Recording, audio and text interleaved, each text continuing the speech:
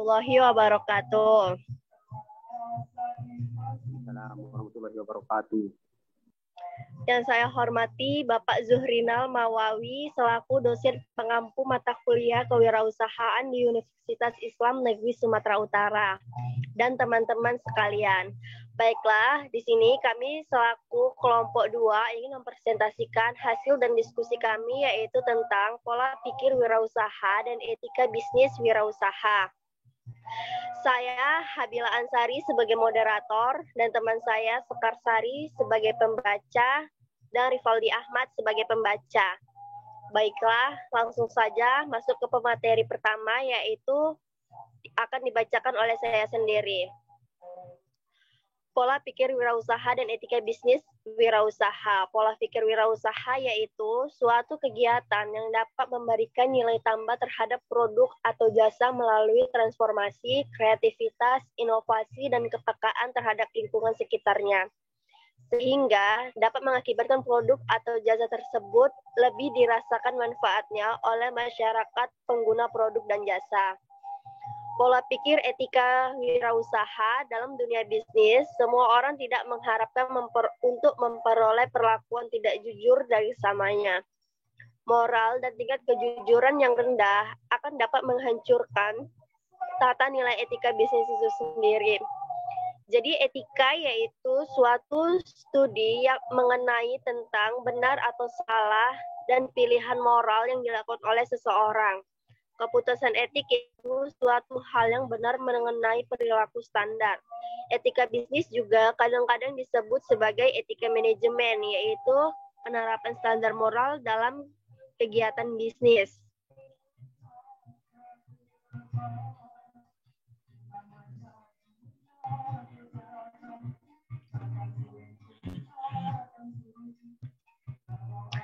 Peranan pola pikir atau mindset.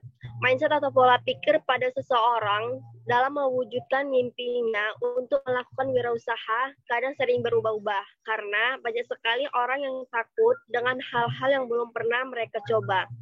Mindset atau pola pikir yaitu merupakan keseluruhan dari atau kesatuan dari keyakinan yang kita miliki, nilai-nilai yang kita dapat dan kriteria harapan, sikap, kebiasaan, dan pendapat yang kita keluarkan dalam memandang diri sendiri, orang lain, maupun kehidupan.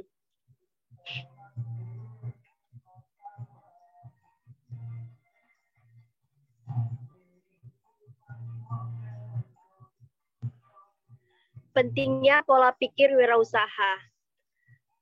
Ketika kita akan melakukan usaha, seorang entrepreneur sering memiliki hambatan mental, yaitu berupa persepsi negatif tentang kemampuan yang ada pada dirinya sendiri. Untuk memulai sebuah usaha, kita hanya memerlukan 3M, yaitu motivasi, mindset, atau make it, atau just do it. Memulai usaha harus dilandasi dengan yang pertama, yaitu motivasi yang sangat kuat. Yaitu dengan adanya motivasi yang kuat dapat melatar belakangi seseorang untuk melakukan atau tidak melakukan sesuatu. Yang kedua yaitu mindset atau pola pikir yang tepat. Pola pikir yang tepat dapat meliputi cara berpikir produktif, berpikir kreatif, dan berpikir positif. Yang ketiga yaitu make it atau just do it, atau lakukan saja. Artinya yaitu jangan sampai seorang entrepreneur hanya berkuat pada pemikiran-pemikiran di dalam benak pada diri sendiri dan tidak melakukan aksi apapun. Terlalu banyak berpikir justru akan menambah beban dan dapat memicu banyak keraguan.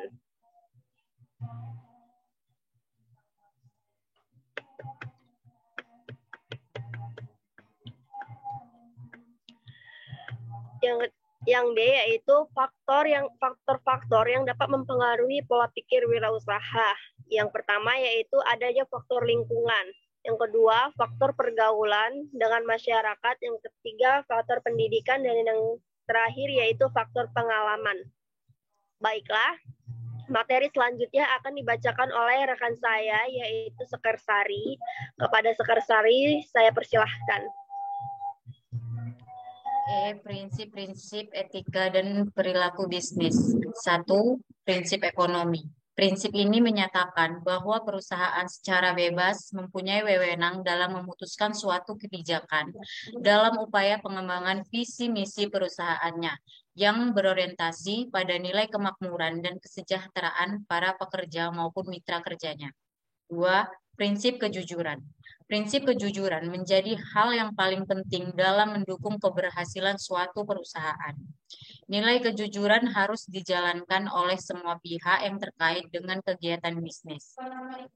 3. Prinsip niat baik dan tidak berniat jahat. Prinsip ini masih berhubungan dengan nilai kejujuran karena segala yang dilakukan oleh perusahaan akan berdampak kepada tingkat kepercayaan mitra kerja. 4. Prinsip adil. Prinsip ini membantu perusahaan untuk selalu bersikap adil kepada pihak-pihak yang terkait dengan bisnis mereka, yang mereka jalankan sehingga tidak ada pihak yang dirugikan. 5. Prinsip hormat. Pada diri sendiri, prinsip hormat terhadap diri sendiri adalah prinsip di mana kita melakukan penghargaan kepada orang lain seperti kita menghargai diri sendiri. F. Cara-cara mempertahankan standar etika.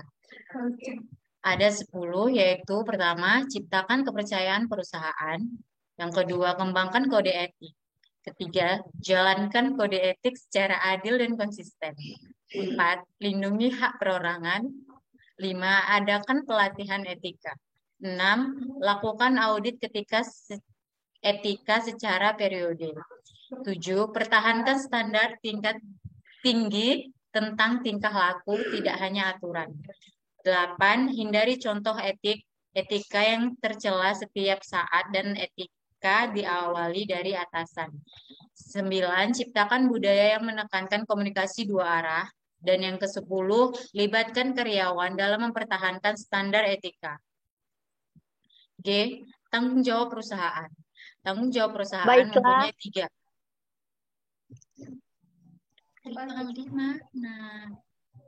Baiklah, materi selanjutnya akan dibacakan oleh rekan saya, yaitu Rivaldi Ahmad Nasution. Kepada Rivaldi Ahmad, saya persilahkan.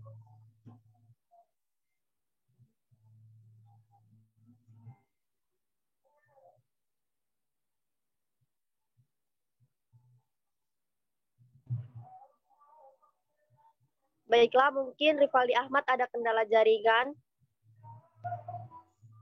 Materi selanjutnya akan saya bacakan sendiri.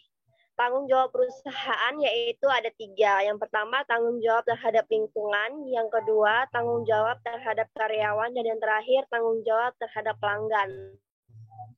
Baiklah, dari hasil penjelasan saya dan rekan-rekan saya yang sudah jelaskan di atas tentang pola pikir wirausaha dan etika bisnis wirausaha, dapat kita tarik kesimpulan yaitu pola pikir pada seseorang dalam mewujudkan mimpinya untuk melakukan wirausaha atau usaha kadang sering berubah-ubah karena banyak sekali orang yang takut dengan hal-hal yang belum pernah mereka coba.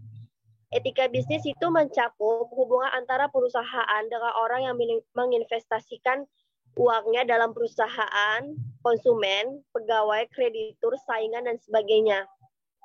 Orang yang menanam uang atau investor menginginkan manajemen dapat mengelola perusahaan untuk menghasilkan produk yang bermutu atau berkualitas dan dapat dipercaya dan dianggap harganya yang layak. Baiklah, sekian dari hasil presentasi kami. Lebih dan kurangnya saya mohon maaf. Wabillahi taufiq wal hidayah. Wassalamualaikum warahmatullahi wabarakatuh.